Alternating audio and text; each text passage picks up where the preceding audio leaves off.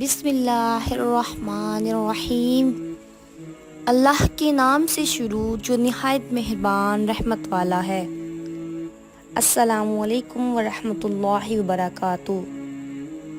حضرت عبید اللہ بن محسن انصاری رضی اللہ تعالیٰ عنہ کہتے ہیں کہ رسول اللہ صلی اللہ علیہ وآلہ وسلم نے فرمایا، تم میں سے جس نے اس حال میں صبح کی کہ اس کا جسم صحیح سلامت ہو، اس کی جان امن و امان میں ہو اور اس دن کا کھانا بھی اس کے پاس ہو، تو گویا اس کے لیے دنیا اکٹھی ہو گئی۔